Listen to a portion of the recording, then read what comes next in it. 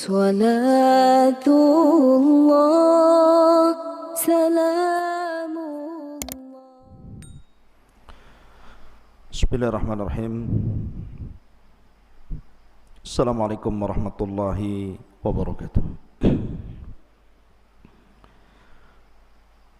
Alhamdulillah wassalatu wassalamu ala rasulillah wa ala alihi wa sahbihi wa mawalah wa la hawla wa la quwata illa billahi wa ba'du. Alhamdulillah, di pagi hari ini kita bisa kembali bermajlis ilmu di Masjid Jabal Uhud. Salawat dan salam demi keberkahan majlis kita haturkan kepada Nabi yang mulia, qudwah kita, Rasul kita, Nabi kita Muhammad sallallahu alaihi wa ala alihi wasallam. Pembahasan di pagi hari ini kita akan membahas masih bicara tentang qasasul anbiya, kisah-kisah para nabi. Dan di pagi ini kita akan mengkisahkan seorang nabi yang banyak ujian dari Allah Azza wa Jalla, sampai-sampai mendapatkan gelar Imamus Sabirin, imamnya orang-orang yang hendak mencontoh kesabaran. Bahkan nabi ini menjadi sebuah risalah bagi siapapun yang ditimpa musibah berupa kematian anak-anaknya. Juga risalah kepada orang-orang yang dibangkrutkan seluruh usahanya, dan juga risalah kepada orang-orang yang ditimpakan penyakit kepadanya.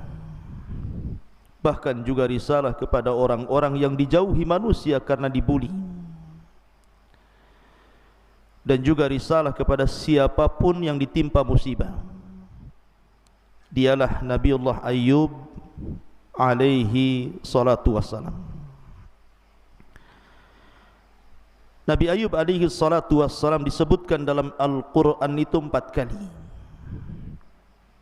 Pertama dalam surah An-Nisa 163, Al-An'am 84, Al-Anbiya 83, dan Suratul Sad 41. Ma'asyiral muslimin yang dimuliakan Allah Subhanahu wa taala,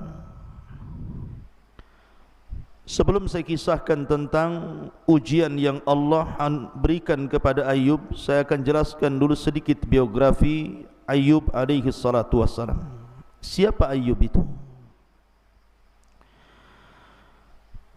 Kita tahu bahawa Nabi Allah Ibrahim alaihi salatu wassalam dianugerahi 2 putra dan dua-duanya menjadi nabi. Pertama Ismail, yang kedua Ishak. Dari Ishak inilah lahir anak kembar. Pertama Al-Is, yang kemudian melahirkan bangsa Romawi atau disebut dengan Bani Asfar. Dan yang kedua Ya'qub atau dikenal dengan Israel. Jadi Is itu melahirkan orang-orang Romawi. Kalau hari ini kita sebut Romawi berarti Nasrani Eropa. Tetapi Ya'qub Israel, sehingga turunannya disebut Bani Israel. Lah Nabi Allah Ayyub alaihi salatu wassalam ini keturunan bangsa Romawi, karena nasabnya sampai kepada Al-Is ibn Ishaq ibn Ibrahim alaihi salatu wassalam. Dan itu yang masyhur disebutkan oleh para ulama. Sebenarnya kisah Nabi Ayyub itu masyhur, terutama muamalah beliau dengan istrinya. dan bagaimana kesabaran istrinya ketika merawat Ayub ketika sakit. Anehnya Al-Quran tidak menceritakan. Al-Quran itu hanya menceritakan secara global saja tentang kisah Nabi Ayub. Justru hadis-hadis Nabi SAW yang banyak menceritakan tentang kisah Nabiullah Ayub alaihi salatu wassalam. Ada yang mengatakan bahwa Nabi Ayub alaihi salatu wassalam diutus ke sebuah tempat sebelah utara Suriah. Daerahnya disebut Huran. Disitulah Nabi Ayub alaihi salatu wassalam hidup di negeri Rum. Ada yang mengatakan tempatnya disebut Basina, bagian daripada Huran Suriah. Disitulah Ayub diutus oleh Allah Azza wa Jalla untuk mendakwahkan tauhid. Baik, kita akan baca beberapa ayat Al-Quran tentang kisah Ayub ini. Pertama, surah Al-Anbiya 84. Wa wahabna lahu Ishaq wa Yaqub kullan hadaina wa Nuhan hadaina min qablu wa min dzurriyyatihi Dawud wa Sulaiman wa Ayyub wa Yusuf wa Musa wa Haruna wa kadzalika nazzil muhsinin. Dan kami anugerahkan kepada Ishak dan juga Yaqub kepadanya. Kepada masing-masing telah kami berikan petunjuk, dan sebelum itu kami telah memberikan petunjuk kepada Nuh dan kepada sebagian dari keturunannya Ibrahim. Siapa turunan Ibrahim? Daud, Sulaiman, Ayyub, Yusuf, Musa dan Harun. Dari sini menunjukkan bahwa Ayyub nasabnya sampai kepada Ibrahim, artinya dia keturunan Ibrahim. Karena dhamir itu pasti, kalau antum belajar bahasa Arab kan, kembali yang terdekat, bukan kembali yang terjauh. Tidak kembali kepada Nuh, tapi kembali kepada Ibrahim. Dan tadi saya sudah katakan bahwa nasab Ayub itu kalau disebutkan oleh para ulama, Ayub ibn Musi, ibn Zarah, ibn Is, ibn Ishaq, ibn Ibrahim. Itu diantara nasab yang disebutkan para ulama sejarah. Kemudian Allah Subhanahu wa taala mengatakan dalam surah An-Nisa ayat 163, Inna auhayna ilaika kama auhayna ila Nuhin wan nabiyyina min ba'di wa auhayna ila Ibrahim wa Ismail wa Ishaq wa Yaqub wal asbat wa Isa wa Ayyub wa Yunus wa Harun wa Sulaiman wa atayna Dawud zabura. Sesungguhnya kami wahyukan kepadamu ya Muhammad sebagaimana kami wahyukan kepada Nuh dan nabi-nabi setelahnya. Dan kami telah wahyukan pula kepada Ibrahim, Ismail, Ishak, Yaqub dan cucunya. Kemudian Isa dan Ayyub. Kemudian Yunus, Harun, Sulaiman, dan kami telah berikan kitab Zabur kepada Daud. Dari sini menunjukkan bahwa Ayyub seorang nabi karena diwahyukan kepadanya wahyu dari Allah Subhanahu wa taala.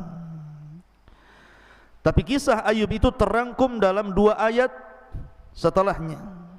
Pertama Al-Anbiya 83 sampai 84. Kemudian yang kedua surah Shad 41 sampai 44. Inilah kisah rangkuman Ayyub dalam Al-Quran. Pertama surah Al-Anbiya ayat 83-84 Allah mengatakan wa Ayyuba idnada rabbahu anni massaniyadh-dhurr wa anta arhamur rahimin fastajabna lahu fakashafna ma bihi min dhurrin wa atainahu ahlahu wa mithlahum ma'ahum rahmatan min indina wa dzikra lil abidin. Maka kami pun memperkenankan seruan Ayyub, lalu kami lenyapkan penyakit yang ada padanya. Kata-kata ini Sebelumnya Allah Subhanahu wa taala menceritakan tentang kisah Ayub, doanya Ayub. Wa ayyuba idnada rabbahu, dan Ayub ketika berdoa kepada Rabbnya, anni massaniyadh-dhur, sesungguhnya telah menimpaku adh-dhur, sebuah madarat, wa anta arhamur rahimin, dan engkau ya Rabb adalah zat yang maha penyayang dari seluruh hamba-hambamu yang penyayang.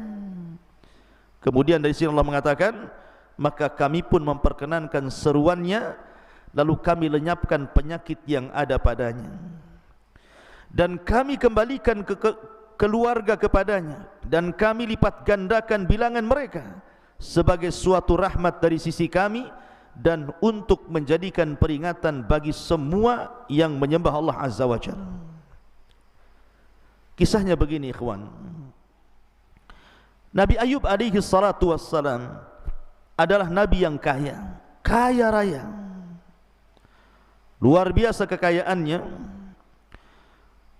bahkan diberikan oleh Allah Subhanahu wa taala kebun yang sangat luas dengan hasil yang luar biasa.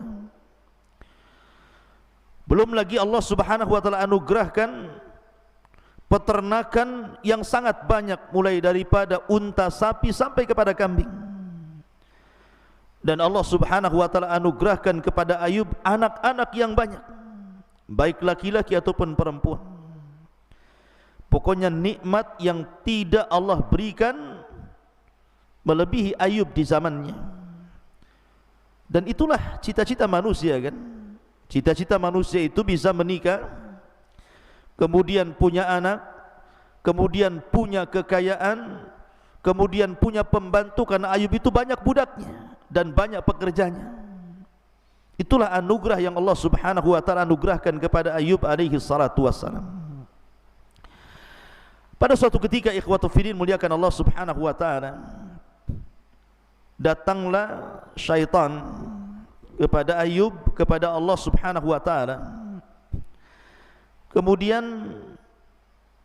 mengatakan, pantas saja kalau Ayub itu diberikan kesabaran ya Rabb, karena kau berikan nikmat begitu banyak kepada Ayub. Kau berikan kekayaan yang melimpah, kau berikan anak-anak yang sukses, kesehatan, istri yang sabar, dan begitu seterusnya. Coba kalau seandainya kau uji Ayub, belum tentu Ayub sesabar itu.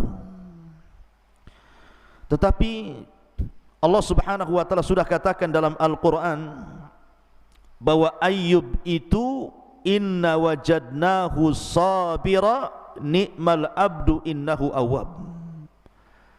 Sesungguhnya Ayub itu seorang yang sabar.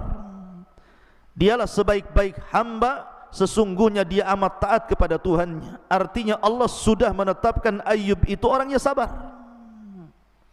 tidak mungkin bergeming dengan musibah yang Allah Subhanahu wa taala timpakan kepada Ayub. Akhirnya Allah Subhanahu wa taala betul-betul menguji Ayub.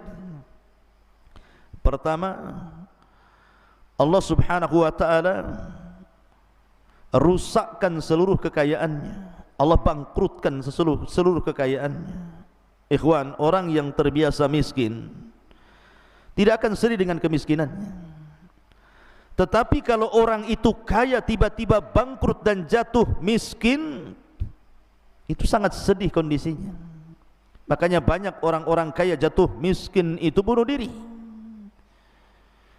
Apalagi terlilit hutang gitu ya, pasti dia akan cari sirup yang ada racun tikusnya itu biar cepat mati. Ada orang yang tidak sabar, akhirnya gantung diri kan itu. Karena orang yang pernah kaya kemudian miskin itu kondisinya berbeda dengan orang yang terbiasa dengan miskin.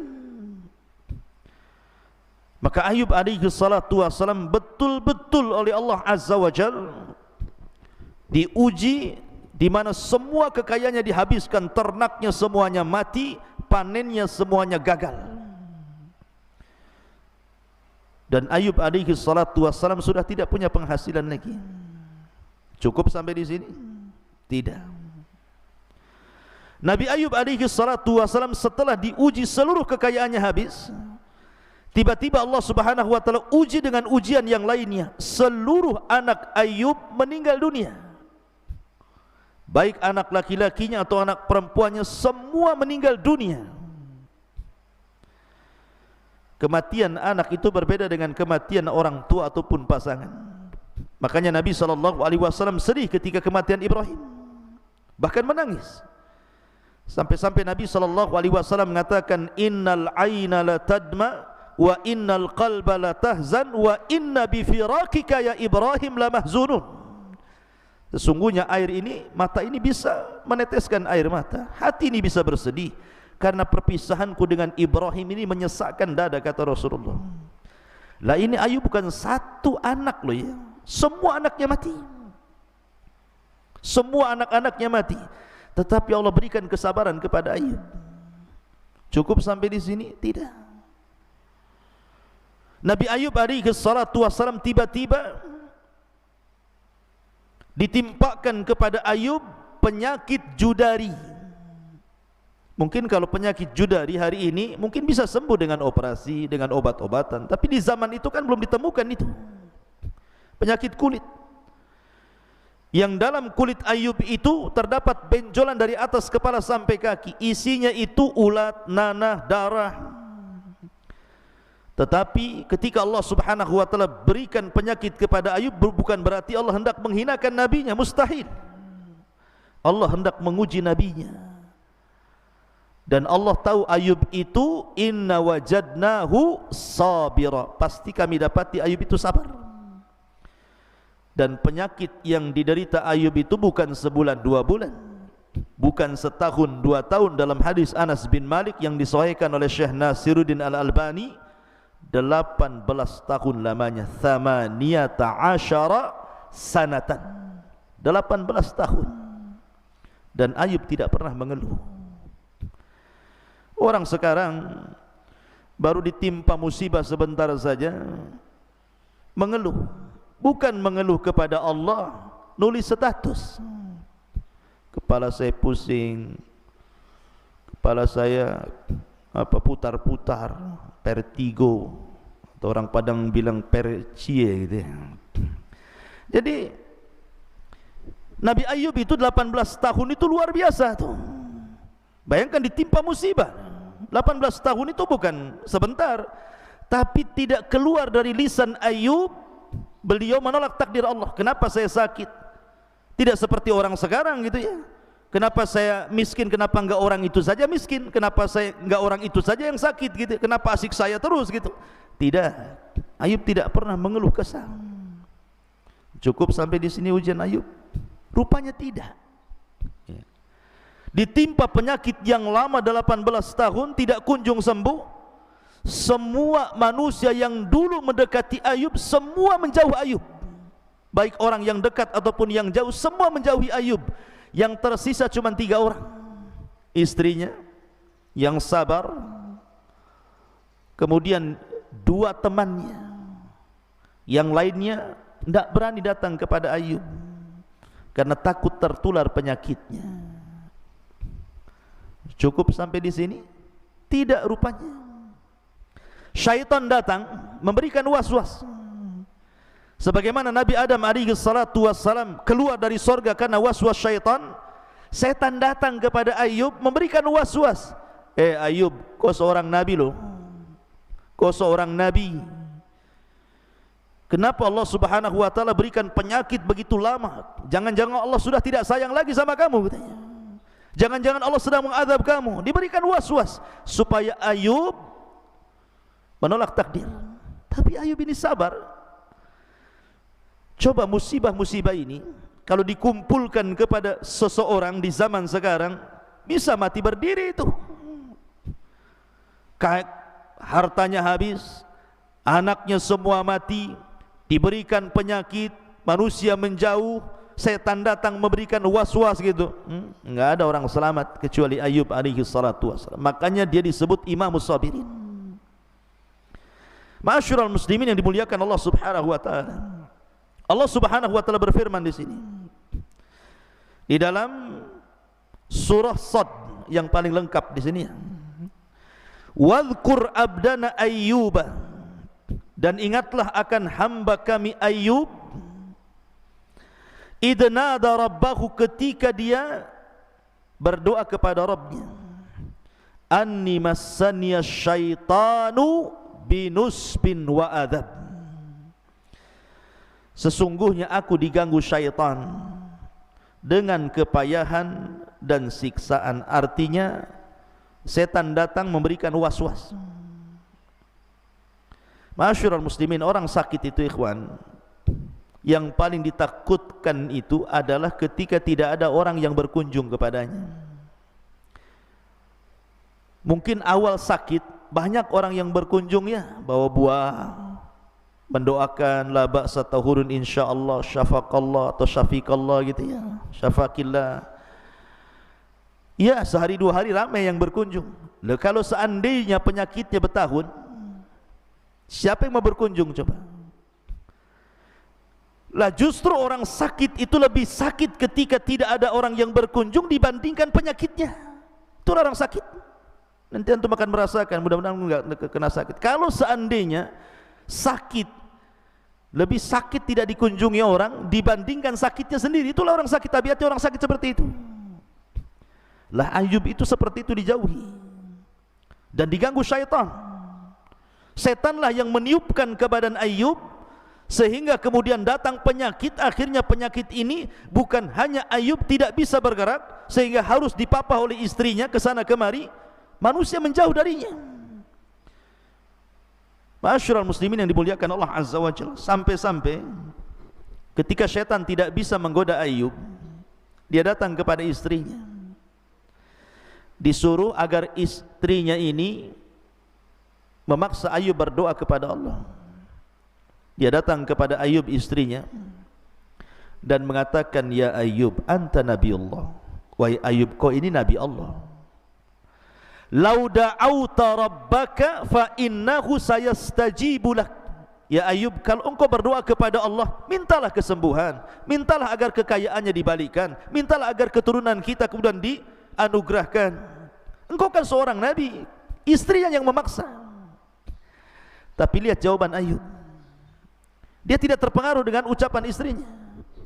Dia hanya berfikir dan mengatakan kepada istrinya, baik, sudah berapa lama Allah berikan anugerah nikmat kepadaku dan kepadamu selama kami berumah tangga ini? Berapa tahun? Wa nahnu fi mu'afan, dan kami diberikan kesehatan dan kemakmuran hidup. Berapa tahun coba? Kata istrinya mengatakan, sab'ina sanatan. Dalam riwayat thamanina sanatan, 70 tahun wahai suamiku. Dalam riwayat 80 tahun wahai suamiku. Kemudian kata Ayub, lalu sudah berapa lama Allah uji saya? Uji kita ini sudah berapa lama? 18 tahun wahai suamiku. Kata Nabi Ayub, imbang tidak tuh? Allah sudah menganugerahkan harta, kenikmatan, kesehatan dan nikmat-nikmat yang lain selama 80 tahun atau 70 tahun, sementara Allah baru menguji 18 tahun. Tidak imbang. Biarkan ujian ini sebagaimana Allah berikan nikmat kepada kita. Tunggu sampai 80 tahun baru imbang. Ya. Lihat jawaban Nabi Ayub. Tidak terpengaruh dengan istrinya. Tetap dia orang yang sabar. Sampai-sampai ikhwatu fiddin, Nabi Ayub itu diuji dengan sakit itu tidak bisa bergerak dia. Kakinya pun tidak bisa bergerak. Sampai-sampai kalau dia ke kamar mandi itu digendong sama istrinya. Makanya antum nanti cari istri yang sayang dengan antum. Jangan pula ada uang abang sayang gitu ya. Tak ada uang ku tendang kau katanya. Bukan begitu. Karena banyak orang-orang di zaman sekarang yang istri-istri itu tidak punya akidah, tidak punya akhlak dan adab. Ketika suaminya sakit minta cerai pula dia. Su'ul adab. Lihat istri Ayub ini contoh dari seluruh istri-istri dunia. Dia tetap merawat Ayub. Kenapa? Al jaza' min jinsil amal. Jazaul ihsan ilal ihsan. Balasan yang baik itu diberikan dengan kebaikan. Istrinya tahu dia sudah hidup kaya dengan Ayub, diberikan kesehatan, kemakmuran, senang 80 tahun lamanya. Sehingga ketika suaminya sakit, dia teringat dengan kebaikan Ayub, dia tidak mau meninggalkan Ayub. Dia rawat Ayub itu luar biasa. Bahkan yang mencari nafkah selama 18 tahun itu istrinya. Dan kata para ulama, ketika seorang suami sakit kemudian istri mencari nafkah, maka istri dapat 2 pahala.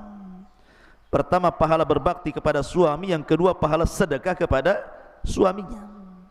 Tapi di zaman sekarang aneh, istrinya suruh kerja, suaminya tak sakit. Suaminya yang cuci piring, yang ngepel, nyusuin anak, kayak punya susu saja dia. Ya. Jadi boleh istri mencari kerja di luar kalau kondisinya seperti Ayub, sakit, ya, terpaksa, dan itu lebih sakit bagi manusia. Kan lebih sakit tuh. Penyakitnya mungkin tidak seberapa sakit, tapi lebih sakit ketika bagi seorang suami yang berakal, ya, maksudnya bagi seorang suami yang berakal, ya, bukan suami yang gila, ya. Bagi suami yang berakal itu lebih sakit ketika yang mencari nafkah itu istrinya. Harusnya seperti itu. Jadi Ayub itu sudah sakit, makin sakit lagi karena seharian tidak melihat istrinya. Kadang-kadang kan dia butuh sesuatu karena istrinya harus keluar, harus mencari nafkah, menjadi pembantu, mencucikan piring, mencucikan pakaian, memasakkan, kemudian dapat upah makanan, baru pulang dikasih makan suaminya gitu, ya. Itu lebih sakit lagi bagi suami yang berakal ketika istri yang harus mencari kerja sementara dia tidak bisa apa-apa. Tapi para suami di zaman sekarang, dia sakit jiwa, bukan sakit, malah senang kalau istrinya kerja gitu, ya. Harusnya seorang suami yang berakal sakit harusnya. Kenapa saya tidak bisa mencari nafkah, memberikan makan kepada istrinya? Ma'asyiral muslimin yang dimuliakan Allah Azza wa Jalla. Sampai suatu ketika kan istrinya nyamar itu. Kenapa istrinya nyamar? Supaya tidak diketahui dia istrinya Ayub. Kalau orang-orang tahu itu istrinya Ayub, tidak akan diterima kerja dia. Tetapi Allah Subhanahu wa ta'ala takdirkan lambat laun orang-orang tahu bahwa Rahmah namanya itu istrinya Ayub. Akhirnya mulai ketakutan orang-orang itu, enggak mau menerima istrinya Ayub bekerja di rumah-rumah mereka karena takut membawa virus yang ditularkan suaminya menular ke orang-orang. Bayangkan dia pergi ke rumah ini ditolak, ke rumah itu ditolak, ke rumah ini ditolak. Akhirnya tidak ada satu rumah pun yang menerima istrinya untuk bekerja. Bingung istrinya, apa yang harus dimakan? Dalam riwayat terpaksalah istrinya itu menggunting rambutnya. Istrinya itu panjang rambutnya sampai ke tanah. Dan rambut yang indah itu selalu digunakan Ayub untuk bangkit. Jadi kalau Ayub itu bangkit dari tidur supaya bisa berdiri, itu memegang rambut istrinya. Tiba-tiba rambut itu dipotong, kemudian dijual ke salah satu anak daripada orang kaya. Karena di zaman dulu rambut itu kan berharga, makanya banyak salon-salon rambut apabila motong rambut itu tidak dibuang tuh, dijual kan gitu, ya. Kemudian dibuat gelung biasanya oleh perempuan untuk disambungkan ke rambut-rambut mereka. Syariat Ayub mungkin boleh, tapi syariat Islam tidak boleh. Syariat Islam itu menyambung rambut hukumnya haram, bahkan dilaknat. Makanya Rasul melaknat orang-orang yang mencukur halis. Dan banyak nih wanita-wanita sekarang karena lihat halisnya mungkin kurang tebal, akhirnya dicukur, ganti pula spidol. Spidolnya pula bukan spidol permanen, spidol luntur pula kena hujan. Kemudian juga dilarang untuk mengikir gigi. Bekel bahasa kitanya, ada orang pakai bekel itu.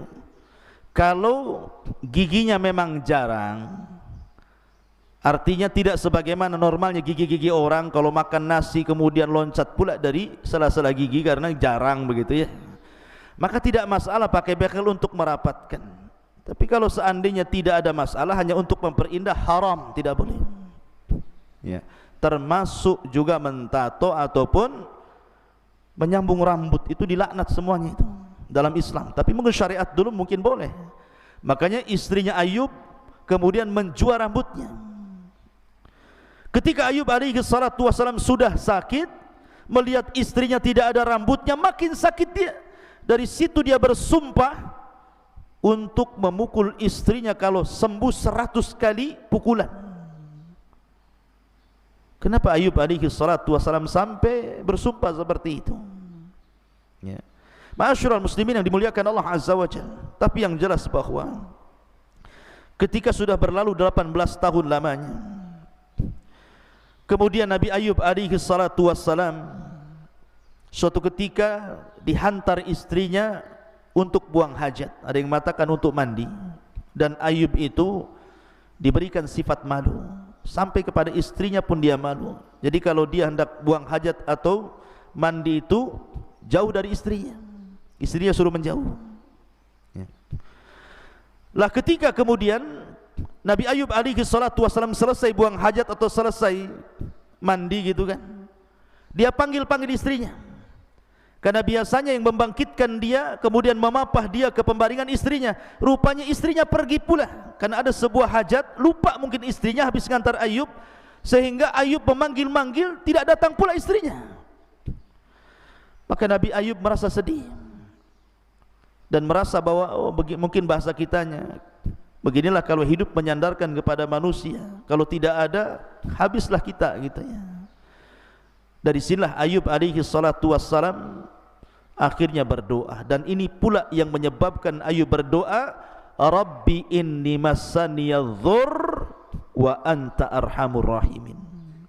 Ya Rabb, sesungguhnya kemadaratan telah menimpa kepadaku. Lihat bagaimana Ayub mengadu kepada Allah, tidak merinci. Ayub tidak mengatakan, ya Rabb, hartaku hilang, anak-anakku mati, aku pun terserang penyakit. Tidak. Ayub tidak memerinci semua musibah. Ayub hanya mengatakan, menghabarkan kepada Allah, inni massaniyadh-dhurr, ya Allah, sesungguhnya adh-dhurr, madarat telah menimpa kepadaku. Wa anta arhamur rahimin, dan engkau zat yang maha pemberi kasih sayang dari hamba-hambamu yang penyayang. Hanya memberi kabar saja. Ayub tidak mengatakan, ya Allah sembuhkan saya, ya Allah kembalikan harta saya, ya Allah kembalikan anak-anak saya. Tidak. Karena Allah subhanahu wa ta'ala zat yang maha tahu. Baru kita mengatakan ya Rabb, belum mengucapkan permintaan saja Allah sudah tahu. Ya'lamu ma fi sudur. Ya. Lah akhirnya kemudian Allah subhanahu wa ta'ala mewahyukan kepada Ayub untuk membuat sebab. Ada juga yang mengatakan, kenapa Ayub sampai mengatakan seperti itu, coba berdoa seperti itu. Jadi ceritanya begini, dua orang yang selalu mengunjungi Nabi Ayub itu, kawan dekatnya Nabi Ayub ini, berbincang-bincang, dan itu disebutkan dalam hadis yang sahih, atau boleh saya katakan bahwa hadis ini adalah hadis tersahih yang bicara tentang kisah Nabi Ayub alaihi salatu wassalam. Hadis dari Anas bin Malik radhiyallahu anhu, inna nabiyallah Ayyub alaihi salam labisa bihi bala'uhu samani asyrata sanatan. Sesungguhnya Nabi Allah Ayyub ditimpa musibah selama 18 tahun lamanya. Farafadahul qaribu wal ba'id, maka orang yang dekat yang jauh semua menjauhi Ayyub, illa rajulain, kecuali dua temannya. Kana min akhassi ikhwanihi, termasuk orang yang memang sangat dekat dengan Ayub semasa Ayub belum tertimpa penyakit. Kana yagduan ilaihi wa yaruhan, terkadang datang terkadang pergi. Faqala ahaduhuma, berkata salah seorang di antara keduanya, ngobrol keduanya ini bicara tentang Ayub.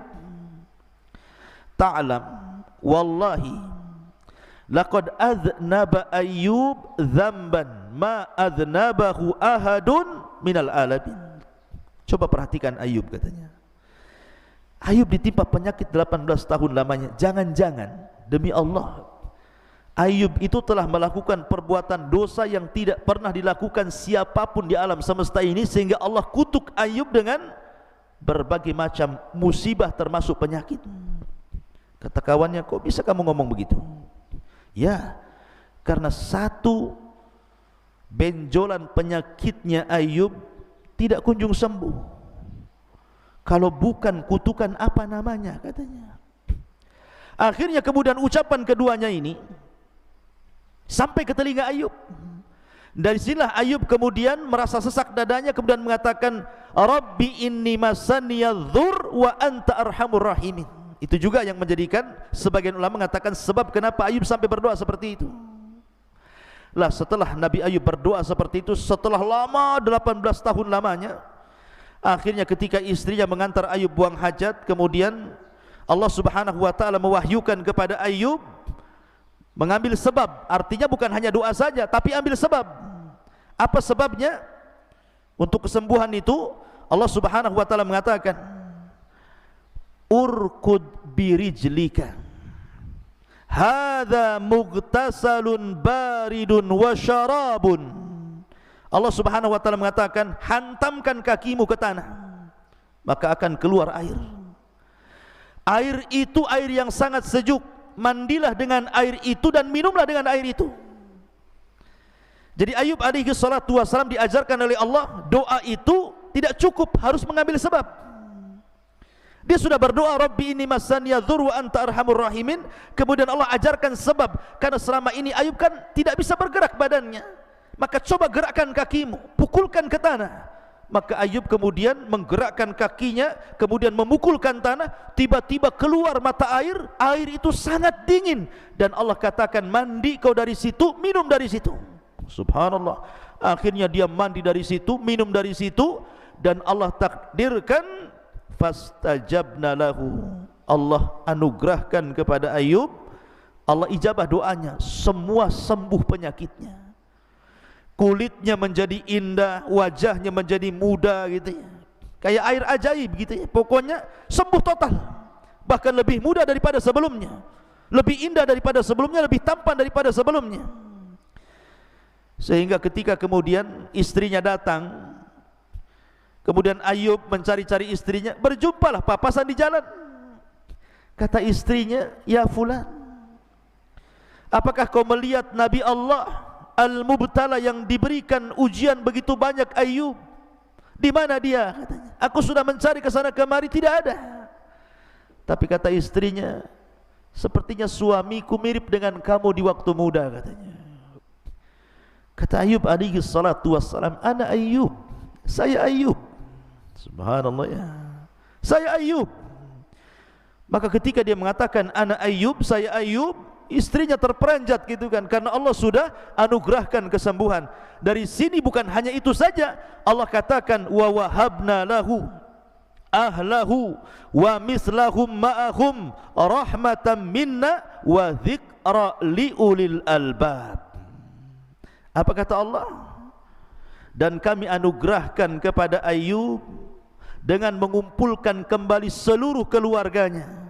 Kami tambahkan kepada mereka sebanyak mereka pula sebagai rahmat dari kami dan pelajaran bagi orang-orang yang mau berfikir. Artinya begini, Nabi Ayub itu datang malaikat kepada Ayub, memberikan dua pilihan. Ya Ayub, anak-anakmu sekarang sudah di sorga.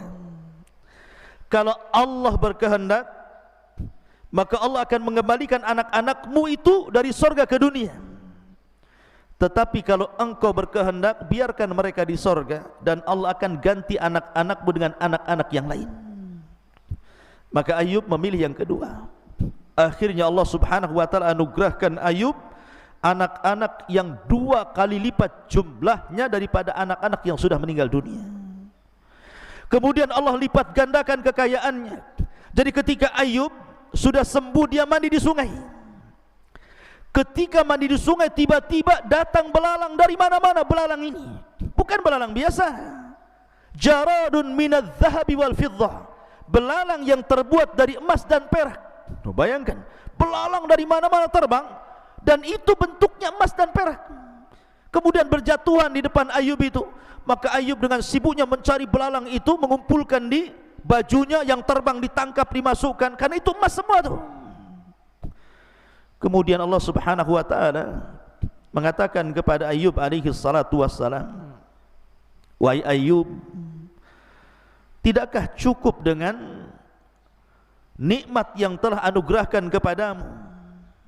Alam akun agnaituka amma tara, kata Allah, Ya Ayub, bukankah aku sudah memberikan kekayaan kepadamu, kesembuhan kepadamu, anak-anakmu ku kembalikan, tidak cukupkah itu?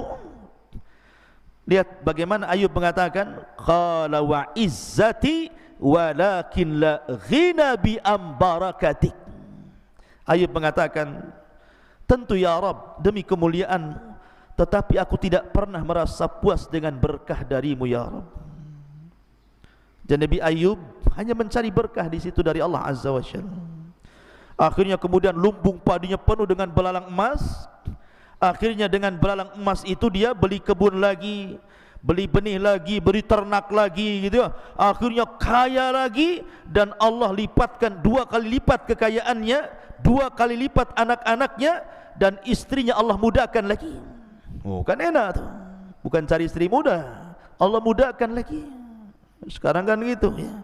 Udah kaya, istri tuanya ditinggal, cari pula istri muda. Jadi Allah mudahkan lagi istrinya, dan itu nikmat dari Allah Subhanahu wa ta'ala. Subhanallah ikhwan. Dari sini akhirnya Ayub teringat dengan sumpahnya. Dia kan sudah bersumpah tuh, waktu istrinya menggunting rambutnya, kemudian dia marah bersumpah, kalau ku sembuh ku pukul kau dengan kayu 100 kali, dengan rotan 100 kali. Ayub teringat dengan kebaikan istrinya, bagaimana istrinya merawat dia, bagaimana istrinya kesana kemari yang mencari nafkah dan memberi makan kepadanya. Dia teringat, tidak mungkin saya pukul 100 kali, sudah terlampau baik dia kepadaku. Dari situ akhirnya Ayub alaihi salatu berdoa kepada Allah, bagaimana ini ya Rabb? Maka Allah Subhanahu wa ta'ala berfirman, memberikan cara kepada Ayub alaihi salatu wassalam. Apa kata Allah? Wa khud biyadika dhigsan fadrib bihi wala tahnath. Ambillah dengan tanganmu seikat rumput. Ambil rumput 1, 2, 3 sampai 100 rumput itu, kemudian diikat. Kemudian pukullah dengan itu 1 kali. Berarti sudah 100 pukulan kan, karena sudah ada 100 rumput di situ. Jadi sekali pukulan sudah mewakili 100 kali rotan gitu ya. Dan janganlah kamu melanggar sumpah. Kenapa Allah mengatakan jangan melanggar sumpah? Salah satu akhlak Nabi Ayub itu ikhwan, kalau dia ke pasar,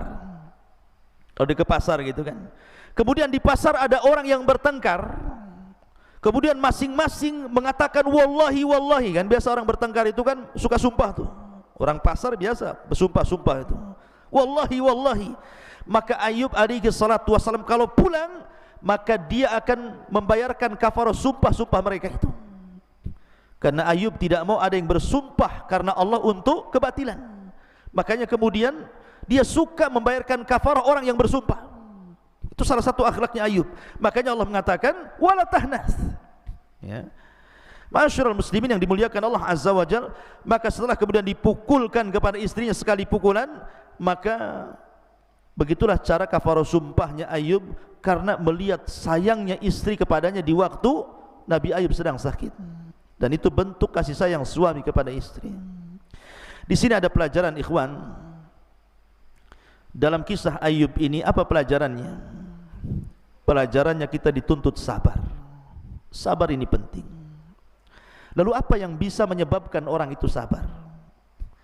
Orang itu kan susah. Baru 1 anak mati saja kadang-kadang orang sudah tidak bisa tidur, tidak bisa ibadah, stres macam-macam. Baru dompetnya hilang saja ke kiamat besar. Ada tuh ya, hilang dompet, kayak kiamat saja itu. Padahal rumahnya belum hilang tuh, baru dompetnya saja. Ya Ustaz, di situ rekening isinya 1 miliar katanya kan. Makanya kayak kiamat kan gitu ya. Kadang-kadang baru kemudian ditinggal istrinya saja stres dia, padahal dia bisa cari istri lain kan, saking cintanya. Kadang-kadang baru dikasih penyakit sedikit saja udah ngomel-ngomel. Ada orang yang tidak sabar gitu ya.